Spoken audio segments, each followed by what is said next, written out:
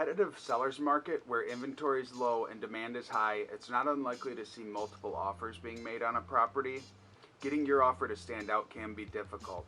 There's a ton of negotiable terms besides price. It's important to move quickly and aggressively before you're too late. Here's several tips on what you can do to get your offer accepted. As soon as one of my buyers decides they're ready to make an offer, I call the listing agent to find out what kind of activity they've had on the home. How many showings? Are there any offers in hand? If there are, I ask the agent if the seller's okay with giving me any details on the other offers. That's for the seller to decide, not the agent. And on a side note, every single time I've worked with a listing agent who is selling their own home, they gave me every detail of their offers. If they don't give any specifics on the other offers, make sure to ask what's important to the seller. It's not always just about price. This should be done respectfully. The last thing you want to do is harass or strong arm someone into working with you. It's not like the TV shows. I've seen buyers cash out their retirement in order to pay cash, meaning you can close quickly and there's no headaches of dealing with a bank.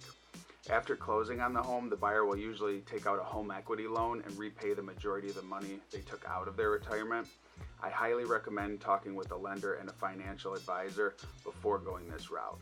You also want to make sure to have a verified pre-approval if you can't go cash. Make sure to get pre-approved for financing through a reputable lender. You want to make sure all of the main conditions for financing are met so there's no surprises.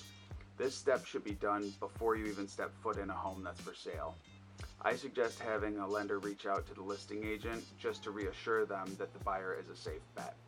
Writing a heartwarming letter explaining why this home is the perfect home for you and how you can imagine spending the next chapter of your life here and yada yada. It doesn't always work, but I've had multiple situations where my buyer's bid was not the best offer, but the seller wanted the home to go to the right people and the letter's what sold them. You can modify or remove contingencies.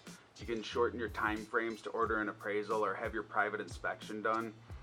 Some buyers will even remove their private inspection altogether. This is not something I recommend because there's a ton of risk involved.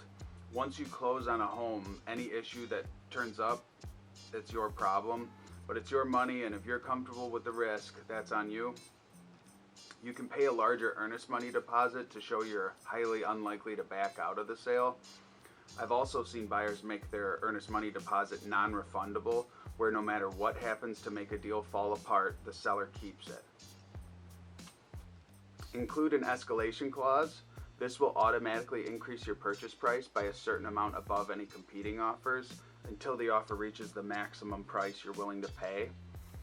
You want to make sure the amount above the other offer is worthwhile though. $100 isn't much to get excited about when you're up against another buyer who's more qualified.